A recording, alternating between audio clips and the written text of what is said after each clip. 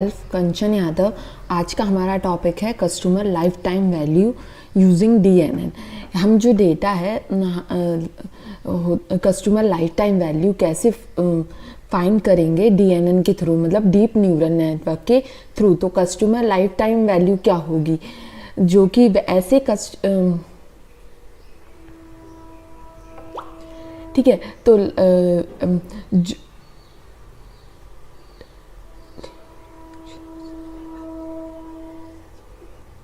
ठीक है, customer life time value ऐसे कस्टमर हैं जो कि कंटिन्यूसली हमारे किसी भी स्टोर या किसी भी सर्विस के साथ कंटिन्यूसली जुड़े हुए हैं और वो उस चीज़ को कंटिन्यूसली परचेस कर रहा है। तो मतलब किसी भी इंक्रीज ऑफ टोटल रेवेन्यू, किसी भी कंपनी का या किसी भी स्टोर का रेवेन्यू को इंक्रीज करने में उस सिंगल कस्टमर का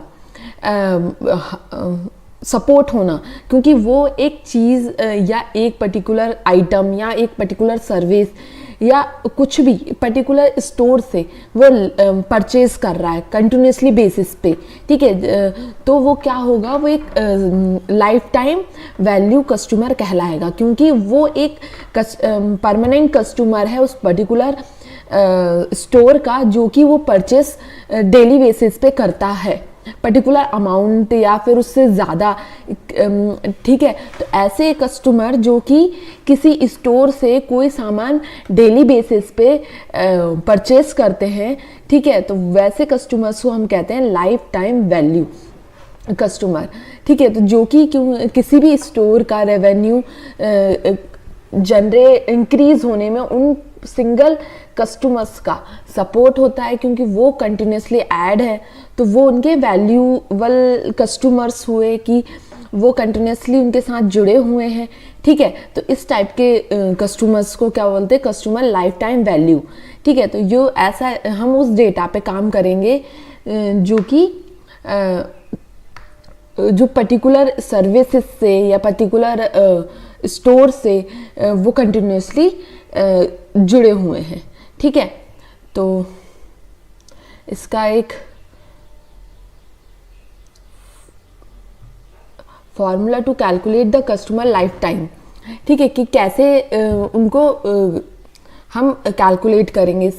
CLV ये रिप्रेजेंट कर रहा है, मतलब कस्टमर लाइफ टाइम वैल्यू को वो रिप्रेजेंट कर रहा है। मतलब हमें कैसे फाइंड करेंगे, average sale into purchase frequency, मतलब वो average sale into purchase frequency करेंगे slash chunk plus profit margin. ये फॉर्मूला है जिसके थ्रू हम कस्टमर लाइफ टाइम वैल्यू निकाल सकते हैं, जिसमें एवरेज सेल क्या होगी, total sale upon total number of order. ठीक है, परचेस फ्रीक्वेंसी क्या होगी, total number of order upon total unique customer. ठीक है, रिटेंशन रेट हमारा होगा total number of order greater than 1 upon total unique customer. ठीक है, और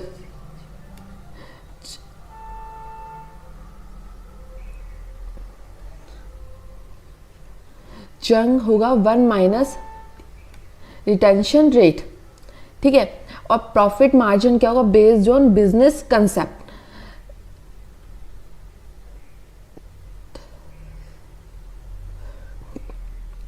यह फॉर्मूला है जिसके थ्रू हम customer life time value find करेंगे। ठीक है, तो ये हमारे पास जो एक्सेल में डेटा है जिसमें कुछ फील्ड्स मौजूद हैं। ठीक है, वो किसी सर्विस का डेटा हो सकता है, किसी स्टोर का डेटा हो सकता है, जिसमें कुछ पर्टिकुलर फीचर्स मौजूद हैं और जिसमें हमें टारगेट वैल्यू मौजूद है। ठीक है, उसको हम कैलकुलेट करेंगे, पहले उसको कस्टमर लाइफ टाइम वैल्यू में कन्वर्ट करेंगे यूजिंग फॉर्मूला। ठीक है, तो हम उसको बदलेंगे, फिर देन उसमें हम प्रेडिक्शन डीएनएन अप्लाई करेंगे, डीप न्यूरल नेटवर्क जो आर्टिफिशियल न्यूरल नेटवर्क का पार्ट है। ठीक है, तो हम उसको अप्लाई करके उसको प्रिडिक्ट करेंगे कि हमारी क्या पर्टिकुलर कस्टमर से क्या आगे का वो प्रॉफिट बनता है, क्या उसका लाइफ टाइम वैल्यू बनती है। ठीक है, तो ये हम फाइंड करेंगे। How to predict customer life time value, जिसमें हम कस्टमर डेटा और प्रोडक्ट डेटा को इनकोड करेंगे, कस्टमर फीचर्स और प्रोडक्ट फीचर्स को फाइंड करेंगे, ठीक है, फिर देन उनको प्रिडिक्ट करेंगे और उसके साथ उसकी परचेस वैल्यू निकालेंगे, ठीक है। ये पर्टिकुलर फॉर्मेट होता है उसको कस्टमर लाइफ टाइम वैल्यू को प्रिडिक्ट करने का, ठीक है। तो जैसे कि हमारा जैसे बिजनेस वे में हम देखें कि कोई भी सर्विस एक पर्टिकुलर कंपनी या कस्टमर हमसे परचेज कर रहा है, ठीक है, तो वो कस्टमर बहुत टाइम से हमसे वो सर्विस परचेस कर रहा है और हमारे साथ वो ऐड है कस्टमर, ठीक है, तो वो हमारा क्या होगा, लाइफ टाइम वैल्यू कस्टमर हो जाएगा, क्योंकि वो हमारा फिक्स कस्टमर है। तो जो भी हमें आगे यदि हम कोई कैंपेन रन करेंगे या कोई नई प्रोडक्ट लॉन्च करेंगे या नया कोई सर्विस लॉन्च करेंगे, तो हम सबसे पहले इसी जानकारी किसको देना पसंद करेंगे कि जो वो पर्टिकुलर कस्टमर है जो हमारे साथ लाइफ टाइम जुड़ा हुआ है, जिस पे हमें ट्रस्ट है कि वो हो सकता है कि वो हमारे साथ ये परचेस भी करे, क्योंकि वो हमारा वैल्यूएबल कस्टमर है, वो हमारे साथ जुड़ा हुआ है, एक पर्टिकुलर सर्विस वो बहुत टाइम से परचेस कर रहा है। तो हम अपनी जो भी नए कैंपेन्स होंगे, कहीं नए ऑफर्स होंगे, हम वो फर्स्ट हम अपने उस वाले कस्टमर को प्रोवाइड करेंगे, ठीक है। तो उस टाइप के कस्टमर्स को हम क्या बोलते हैं, customer life time valuable customer कहलाते हैं, ठीक है। तो हम कैसे उसको प्रोग्रामिंग में कैसे करेंगे, ठीक है। तो फर्स्ट हम अपनी लाइब्रेरी इंपोर्ट करेंगे, जो लाइब्रेरी हमें नीडेड है पर्टिकुलर डेटा को प्रिडिक्ट करने के लिए, तो पांडास का यूज़ करेंगे, क्योंकि हमारा जो डेटा है वो CSV में है या फिर एक्सेल में होगा, तो उसको रीड करने के लिए, उसको मैनिपुलेट करने के लिए, डेटा स्ट्रक्चर पे काम करने के लिए पांडास लाइब्रेरी का हम यूज़ करते हैं। नमपाई एक लीनियर अलजेब्रा और मैथमेटिकल एल्गोरिथम्स के लिए यूज़ होने वाली लाइब्रेरी है। टॉर्च पाईटॉर्च की बेसिक लाइब्रेरी है, ठीक है। torch.nn मतलब न्यूरल नेटवर्क, इसके थ्रू हम न्यूरल नेटवर्क के मॉडल्स, फंक्शंस एंड क्लासेस को कॉल करेंगे, ठीक है। टॉर्च ऑप्टिम से हम ऑप्टिमाइजेशन का यूज़ करेंगे, जिससे हम अपनी मॉडल के एक्यूरेसी को इम्प्रूव कर सकें। Torch data set and data loader, ये डेटा सेट और डेटा लोडर का यूज़ हम डेटा को उठाने के लिए, डेटा को गेट करने के लिए और डेटा को लोड करने के लिए यूज़ करते हैं। एसक्यूएल प्री प्रोसेसिंग का यूज़ हम डेटा को प्रोसेस करने के लिए करते हैं, उनको इनकोड करने के लिए करते हैं, स्केलिंग करने के लिए करते हैं, स्केलिंग और इनकोड करने के लिए करेंगे, ठीक है। मॉडल सिलेक्शन का यूज़ मतलब हम ट्रेन और टेस्ट में उसको सेपरेट करेंगे डेटा को, ठीक है। और मैटप्लॉटली एक विजुअलाइजेशन के लिए यूज़ होने वाली लाइब्रेरी है, जिसके थ्रू हम विजुअलाइज करते हैं, चार्ट्स क्रिएट करते हैं, ठीक है। अब हम अपने डेटा को ऐड करेंगे। ये हमारी फाइल यहाँ पे स्टोर है, इसका पाथ हम यहाँ पे डालेंगे, PD यूज़ किया है, मतलब पांडास के थ्रू हम CSV को रीड करा रहे हैं, क्योंकि इसका एक्सटेंशन CSV है। यदि एक्सेल होता तो हम यहाँ पे रीड एक्सेल यूज़ करते, ठीक है। तो हमने इसको प्रिंट किया, ये हमारे पास कुछ डेटा है, ठीक है। Invoice number, stock code, description, quality, invoice date, unit price, customer ID, country, ये कुछ डेटा है किसी इनवॉइस का, ठीक है, कि उस इनवॉइस का नंबर क्या है, उसकी डिस्क्रिप्शन क्या है, उसकी पर्टिकुलर क्वांटिटी, कितना क्वांटिटी उसने परचेस किया था, किस डेट पे किया था, कितनी यूनिट्स परचेस की थी, कौन सा कस्टमर है और किस कंट्री का है। ये पर्टिकुलर किसी भी आप सर्विस का बोल सकते हैं, किसी भी पर्टिकुलर स्टोर का बोल सकते हैं, ठीक है। ये वो डेटा है जो कि उस इनवॉइस का मतलब परचेज, जो भी आइटम परचेज किया है उसका रिकॉर्ड है, ठीक है। इसके रिकॉर्ड के को यूज़ करके हम customer life time value find करेंगे।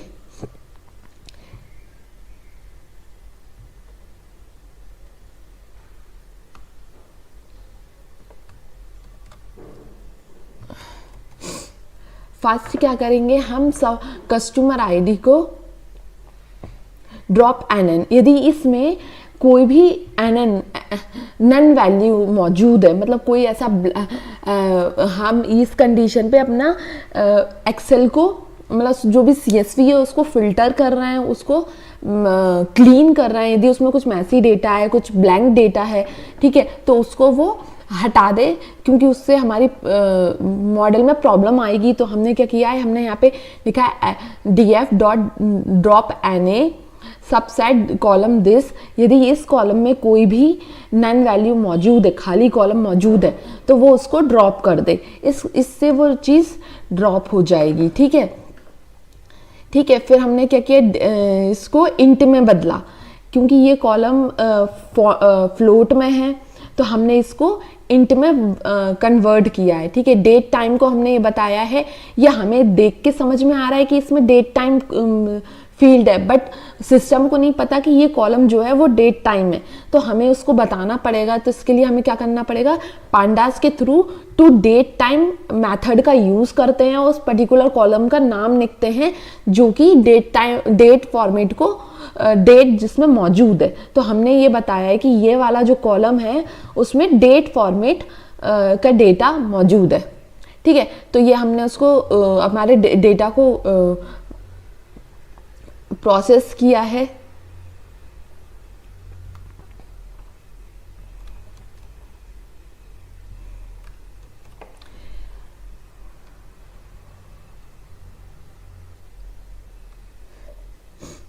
ठीक है, तो हमने क्या किया है, हमें जो भी इनवॉइस, इसमें ये इनवॉइस है, हो सकता है किसी ने कोई चीज़ परचेज की हो और उसको कैंसिल कर दिया हो या रिटर्न कर दिया हो, तो वो डेटा की हमें ज़रूरत नहीं है, क्योंकि हमें हमारा जो कंटिन्यूसली परचेज जिसने किया है उसकी ज़रूरत है। तो हम इस डेटा को क्लीन कर रहे हैं।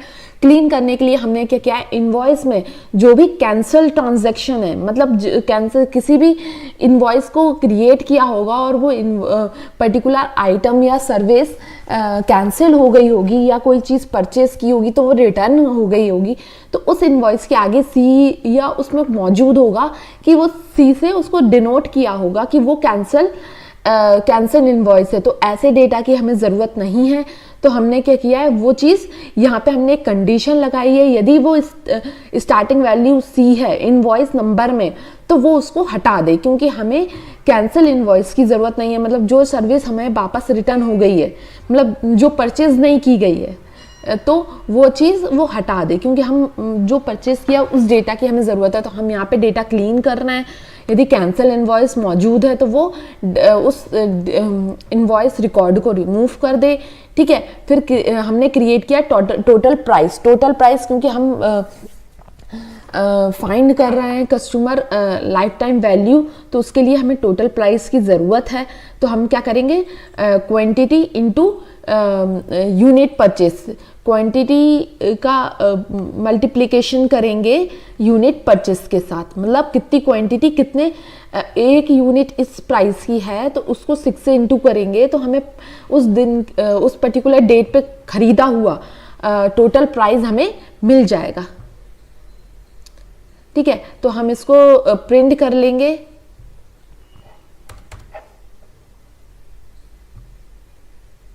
ठीक है, ये देखिए अब लास्ट में हमारा टोटल प्राइस करके एक और नया कॉलम ऐड हो गया, जिसमें 6 इंटू 2.55 का इंटू करके वैल्यू मौजूद है।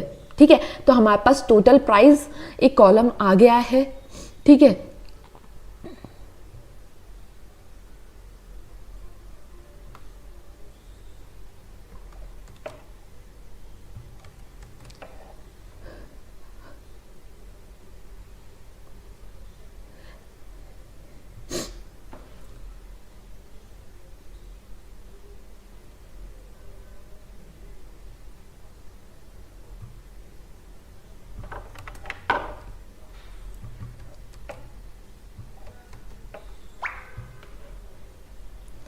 ठीक है, हमने क्या किया है, जो डेटा हमें ज़रूरत है वो डेटा हमने ले लिया है। उसके लिए हमें क्या करा है, हमने इसको अरेंज किया, ग्रुप बाय किया, इनवॉइस आईडी को यूनिक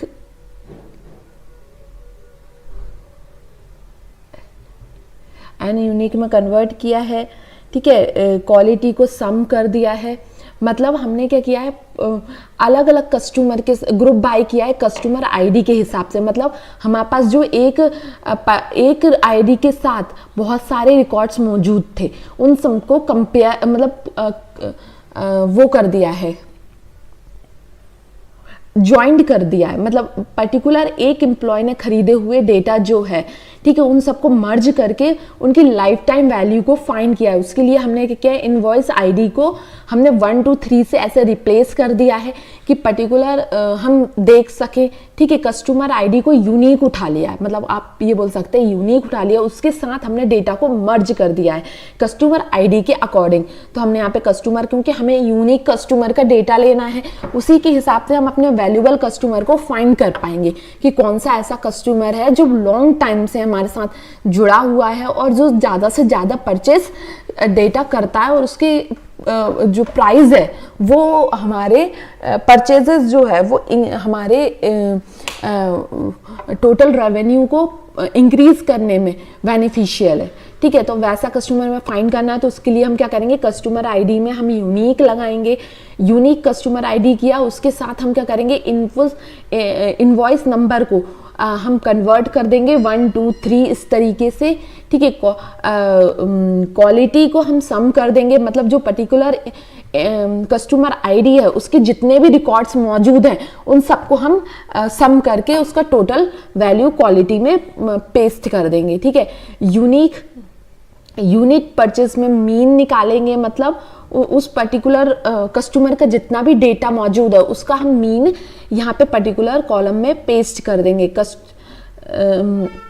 कस्टमर प्राइस को हम सम करेंगे, मतलब जो भी हमारे यहाँ पे कस्टमर प्राइस आया था उस पर्टिकुलर कस्टमर के जितने भी रिकॉर्ड्स मौजूद है उन सबको सम कर देंगे, ठीक है। और कंट्री को हम कंट्री कोड से बदल देंगे। जैसे आप यहाँ पे आपका आ रहा है यूनाइटेड किंगडम एंड फ्रांस, इन सबको हम, क्योंकि हमें नंबर वैल्यू की ज़रूरत है, तो हम क्या करेंगे 1 2 3 4 5 6 इस तरीके से उसको इनकोड कर देंगे। ये हमने यहाँ पे इसके थ्रू हमने यहाँ पे किया हुआ है, ठीक है, इनकोड किया हुआ है। ये देखिए इनकोड किया है हमने, यहाँ कंट्री का नाम लिया है, इसमें लेबल इनकोड लगाया है जो कि sklearn का पार्ट है, जिसके थ्रू हम अपने डेटा को इनकोड करते हैं। तो वो क्या करता है, जो भी 1 2 3 से उन नेमिंग कर देता है पर्टिकुलर। जैसे आपका, आप मान लीजिए 1 आपका है, आपका रख दिया उसने इंडिया, 2 का रख दिया यूनाइटेड किंगडम, 3 रख दिया फ्रांस एंड और अदर्स। इस तरीके से नंबर से रिप्लेस कर देगा, ट्रांसफॉर्म कर देगा, ठीक है। तो ये हमारा 1 2 3 4 5 इस तरीके से नंबर ऑफ कंट्रीज जितनी हैं उतनी 1 2 3 से वो नंबर वैल्यू से वो रिप्लेस कर देगा। अब हमारा डेटा रेडी हो गया है, ठीक है। अब हम इसमें वैल्यूएबल कस्टमर मतलब का रिकॉर्ड ऐड करेंगे। तो हमें क्या करना पड़ेगा, CLV हमें ऐड करना पड़ेगा, कस्टमर लाइफ वैल्यू हमें ऐड करनी पड़ेगी। उसके लिए हम क्या करेंगे, हम इसको पेस्ट करते हैं, पहले चेक करते हैं कि क्या डेटा आ रहा है।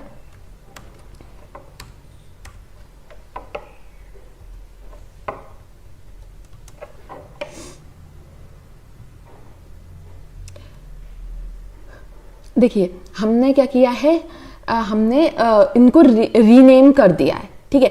कस्टमर आईडी को हमने नंबर ऑफ परचेज से कन्वर्ट कर दिया है, क्वांटिटी को टोटल क्वांटिटी से, यूनिट प्राइस को एवरेज यूनिट प्राइस से, और टोटल प्राइस को हमने CLV मतलब कस्टमर लाइफ वैल्यू से कन्वर्ट कर दिया है, जिससे हमें ये समझ में आया कि हमें क्या क्या डेटा इस फॉर्मूले के अकॉर्डिंग हमें उसको चेंज किया है, इस फॉर्मूले के अकॉर्डिंग, क्योंकि हमें ये फॉर्मूला के अकॉर्डिंग हमने जो डेटा हमारे पास मौजूद था उसको रीनेम कर दिया है।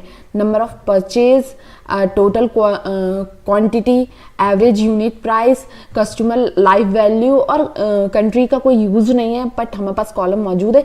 इस तरीके से हमने अपने डेटा को रीनेम कर लिया जो कि हम फॉर्मूले में इजीली अप्लाई कर सकें, हमें वो समझ में आए, ठीक है। तो ये इस तरीके से हमने उसको रीनेम कर लिया है। देन हम क्या करेंगे, ठीक है, उसको x और y में अलग अलग डेटा ले लेंगे, क्योंकि जो हमारा हमें इंडिपेंडेंट और डिपेंड मतलब हमें y जो प्रिडिक्ट करना है वो हम ले लेंगे। मतलब हमें क्या प्रिडिक्ट करना है, कस्टमर लाइफ वैल्यू प्रिडिक्ट करनी है, मतलब वो कितनी की परचेस कर चुका है या करने वाला है, या जो यदि हमारा पुराना डेटा है तो हम उसको प्रिडिक्ट करेंगे कि पर्टिकुलर फीचर्स के हिसाब से उसने कितना परचेस किया है। ठीक है, और इसी की हेल्प से हम इन फ्यूचर का भी प्रिडिक्ट कर सकते हैं कि वो कितना परचेस करेगा आगे आने वाले टाइम में। ठीक है, ठीक है, तो एक्स वैल्यू, एक्स में क्या आएगा, बाकी के फीचर्स, बाकी के जितने भी फीचर्स है एक्सेप्ट कस्टमर आईडी, क्योंकि कस्टमर आईडी की ज़रूरत नहीं है हमें यहाँ पे, और CLV मतलब कस्टमर लाइफ वैल्यू, जो कि हमारी टारगेट वैल्यू है, तो वो हम इसमें से एक्स वैल्यू में से हटा देंगे और बाकी के सारे कॉलम हम अपने एक्स में रखेंगे।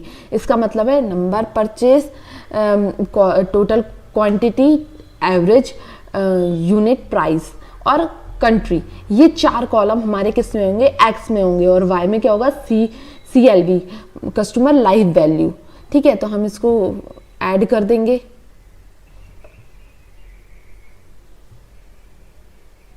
ठीक है, अब डेटा को स्केल करेंगे, प्री प्रोसेसिंग करेंगे। हमने डेटा को स्केलिंग किया किसकी हेल्प से, मशीन लर्निंग के एल्गोरिथम के हेल्प से, जो कि स्टैंडर्ड स्केलिंग होती है, जो ट्रांसफॉर्म कर देती है डेटा को। ठीक है, -1 से लेके 1 के बीच में डेटा को बदल देती है, भले वो कोई किसी वैल्यू में हो। ठीक है, उसको ट्रांसफॉर्म करेंगे, उसके बाद उसको हम ट्रेन एंड टेस्ट में तोड़ लेंगे। जो हमारा रिकॉर्ड है वो 4, हम पहले इसको देख लेते हैं कितना रिकॉर्ड मौजूद है एक्स में, कैसे डेटा ट्रांसफॉर्म हुआ है। देखिए, जो भी डेटा हमारा मौजूद था वो एक एरे में बदल गया है और उसकी वैल्यू -1 से लेके 1 तक के बीच में कन्वर्ट हो गई है। ठीक है, फिर अब हम इसको ट्रेन एंड टेस्ट में अलग अलग तोड़ लेंगे, क्योंकि हमारी रोज कितनी है, 4339 रोज हैं। तो उसको क्या करेंगे हम, आधा 80% ट्रेनिंग में एंड 20% टेस्टिंग में डिस्ट्रीब्यूट कर लेंगे, जिसके थ्रू हम अपने डेटा को 80% डेटा से ट्रेन कर सकें, जिसके मेथड को वो डेटा को रीड करके मॉडल हमारे डेटा के पैटर्न्स को समझ सके और टेस्टिंग का यूज़ करके वो डेटा की एक्यूरेसी को चेक कर सके। इसलिए फिर हमने यहाँ पे क्या किया है, ट्रेन टेस्ट का यूज़ किया, जो मशीन लर्निंग का पार्ट है। ठीक है, उसमें हमने अपने एक्स और वाई वैल्यू को पास किया है।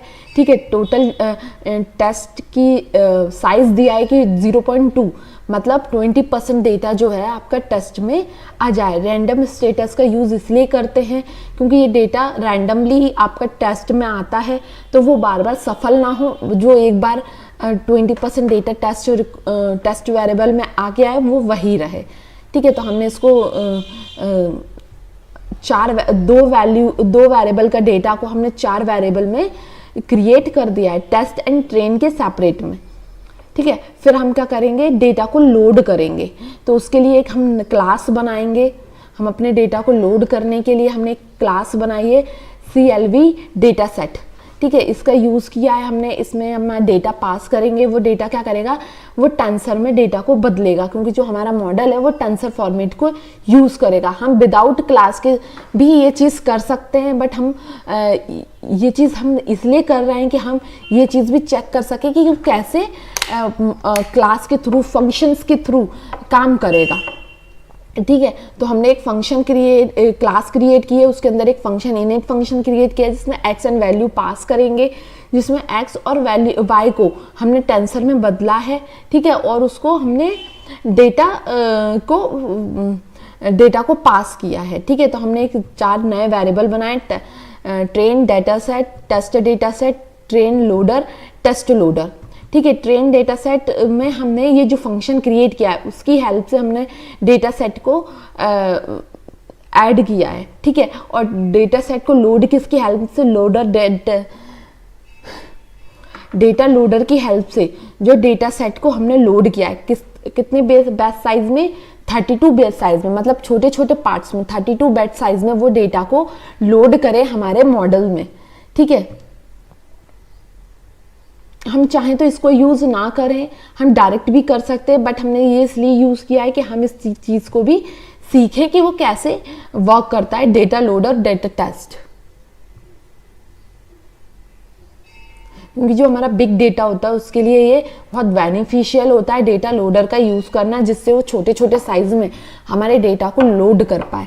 ठीक है, तो अब हम नेक्स्ट क्या करेंगे, मॉडल को बिल्ड करेंगे, मतलब डीएनएन अप्लाई करेंगे, डीप न्यूरल नेटवर्क अप्लाई करेंगे हमारे मॉडल में। ठीक है, तो उसके लिए हमने एक क्लास बनाई CLV मॉडल नाम से, जो कि डीएनएन हमारा क्रिएट कर रहा है, जिसमें हमने nn.module को इनहेरिट किया है। इसका मतलब है जो टॉर्च की nn लाइब्रेरी में जितने भी class, functions and models create हैं उनको हम यूज़ कर सके।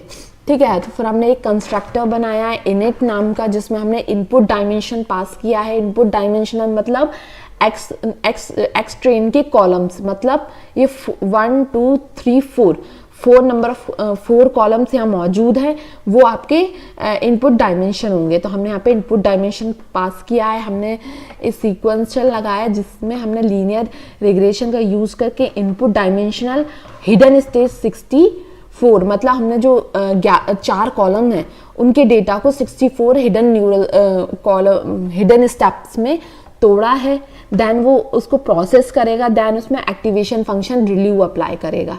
रिलीव अप्लाई करने के बाद वो सेकेंड लेवल पर जाएगा, जहाँ पे वो 64 हिडन लेबल्स को 32 हिडन लेबल्स में तोड़ेगा। ठीक है, तो जो जहाँ पे 62 हिडन लेवल्स पे हमारी स्टेप पहुँच गई थी, वहाँ से 62 हिडन लेवल से फिर वो 32 में तोड़ेगा। ठीक है, फिर उसमें वो 32 हिडन लेवल पे प्रोसेस करेगा, ठीक है, डेटा को। देन फिर वो रिलीव एक्टिवेशन अप्लाई करेगा, मतलब उसमें कुछ नेगेटिव वैल्यू आई हैं तो उनको 0 से बदल देगा। ठीक है, फिर लास्ट में उसमें एक और हम हिडन लेवल क्रिएट करेंगे, जो कि 32 से 1 पे एक और लेवल क्रिएट करेंगे जो 32 से आउटपुट पे कन्वर्ट करेगा। तो वो हमारा आउटपुट कितना है 1, जो कि CLV कॉलम है, तो वो हमारा 1 डेटा होगा। इसका मतलब है ये जो DNN है वो 2 हिडन स्टेप में टूट रहा है, जो कि इनपुट हमारा क्या है 4 है, इनपुट नंबर ऑफ 4 है। अब फर्स्ट हिडन लेवल हम क्रिएट कर रहे हैं 64 की, सेकेंड हिडन लेवल हम क्रिएट कर रहे हैं 32 की। ठीक है, उसके बाद वो क्या करेगा 32 से कन्वर्ट होके वो प्रोसेस करने के बाद आउटपुट हमें एक 1 में प्रोवाइड कर देगा, एक कॉलम में आउटपुट प्रोवाइड कर देगा। ठीक है, फॉरवर्ड का फंक्शन यूज़ किया है हमने। इस पर्टिकुलर इनिट फंक्शन में जो मौजूद फॉर्मूला क्रिएट किया गया है उसमें x की वैल्यू जो हमारा डेटा है, इनपुट डेटा है, उसको वो पास कर सके। ठीक है, फिर हमने क्या किया, मॉडल नाम के वेरिएबल में ये क्लास को यूज़ किया है, कॉल किया है। ठीक है, जिसमें हमने इनपुट डायमेंशनल x का शेप रखा है, मतलब जो x कॉलम्स, कितने x कॉलम्स मौजूद है। अभी हमें दिख रहा है कि वहाँ 4 कॉलम मौजूद है, पर हो सकता है आगे यूज़र डिफाइंड से ज़्यादा कॉलम्स हों, तो इसलिए हमने यहाँ पे इस तरीके से शेप का यूज़ करके उसके पर्टिकुलर कॉलम्स उठाए हैं। ठीक है, हमने मीन स्क्वायर लॉस यूज़ किया है, जिसके थ्रू हम जो भी इस मॉडल से प्रिडिक्टेड वैल्यूज़ होंगी, इसके मॉडल से जो भी y की प्रिडिक्ट वैल्यू आएगी, मतलब कस्टमर लाइफ वैल्यू जो प्रिडिक्ट होगी और जो एक्चुअल कस्टमर लाइफ वैल्यू है जो कि y में मौजूद है, उन दोनों के बीच में जो फ़र्क होगा उसको कैसे फाइंड करेंगे, मीन स्क्वायर एरर के थ्रू फाइंड करेंगे। ठीक है, ऑप्टिमाइजेशन हमने यूज़ किया है डेटा को ऑप्टिमाइज करने के लिए, मतलब जो लॉसेस निकले हैं उनको कम करने के लिए। ठीक है, अब हम अपने मॉडल को हमने क्रिएट कर लिया, मॉडल क्रिएट कर लिया, हमने मीन स्क्वायर एरर निकाल लिया, ऑप्टिमाइजेशन निकाल लिया। अब हम उस सबको यूज़ करेंगे किसमें, लूपिंग में। हमने यहाँ पे इपॉक्स रन किया 100 लूप का। ठीक है, एक लॉस का यूज़ किया, ब्लैंक हमने यहाँ पे लिस्ट छोड़ी है जिसमें हम जितने भी लॉसेज आ सकें उनको वहाँ पे स्टोर करेंगे और उसको आखिर में हम चेक कर सकें। ठीक है, इपॉक्स हमने रन किया, यहाँ पे मॉडल को ट्रेन किया, मॉडल में हमारा CLV मॉडल मौजूद है, वो हमने यहाँ पे ट्रेन किया है। ठीक है, हमने टेस्टिंग डेटा पे हम काम कर रहे हैं, तो टेस्ट लोडर में जो डेटा था उसके बैच x और बैच y के वैल्यू को अलग अलग कर लिया, मतलब x की वैल्यू और y की वैल्यू अलग अलग कर ली है। ऑप्टिमाइजेशन को फ्रेश स्टार्ट किया है, ठीक है। प्रिडिक्ट एक नया वेरिएबल लिया है जिसमें हमने मॉडल का यूज करके एक्स वैल्यू पास की हैं, जिसके थ्रू जो प्रिडिक्टेड कस्टमर लाइफ वैल्यू होंगी वो किस में आ जाएंगी, इस वेरिएबल में आ जाएंगी, ठीक है। लॉस मतलब मीन स्क्वायर एरर हमने यहाँ पे फाइंड कर रहे हैं, उसके थ्रू हमने यहाँ पे प्रिडिक्टेड वैल्यू और एक्चुअल वाई वैल्यू को कंपेयर कराया है। इसमें यदि लॉसेज आ रहा है तो प्रोसेस बैक प्रोपोगेशन में रन करेगी एंड ऑप्टिमाइजेशन को की हेल्प से पैरामीटर्स को बदलेगी, जिसके हेल्प से हमारा लॉसेस कम हो सके। हमने यहाँ पे इपॉक्स रन होने के साथ साथ वो लॉसेस को इस पर्टिकुलर लिस्ट में पेस्ट कर रहा है और उसको हमने यहाँ पे डिस्प्ले किया है। देखिए इपॉक्स 10th इपॉक्स में लॉस कितना था, 10.51 का लॉस था। जैसे जैसे 100 इपॉक्स रन किया है 9.82 का लॉस आ गया है, मतलब अभी भी इसमें लॉस बाकी है, ठीक है। तो इस तरीके से हमने उसके लॉस को कम करते हैं। हम इसको प्लॉट करके चेक करेंगे हमारे ट्रेनिंग लूप को।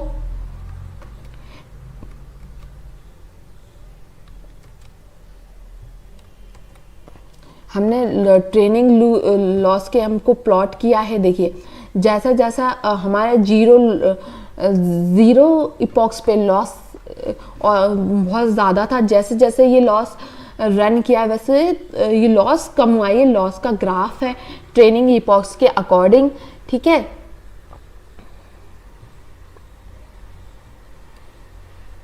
अब हम डेटा को इवैल्यूएट करेंगे। टेस्ट डेटा की हेल्प से हम इवैल्यूएट करेंगे मॉडल को। मॉडल इवैल्यूएट कर रहे हैं तो हमने इवैल्यूएट फंक्शन का यूज़ किया है यहाँ पे, ठीक है। विथ टॉच नो ग्रिड, हमें यहाँ पे उसको ग्रिड स्टार्ट करने की ज़रूरत नहीं है, क्योंकि यहाँ पे नॉर्मली हम सिर्फ इवैल्यूएट कर रहे हैं। हमने वाई प्रिडिक्ट नाम का नया वेरिएबल लिया जिसमें मॉडल की हेल्प से हमने टेस्ट डेटा को लोड करा के सी कस्टमर लाइफ वैल्यू को यहाँ पे निकाला है। एक्चुअल प्रिडिक्शन क्या थे जो कि हमारे मौजूद हैं।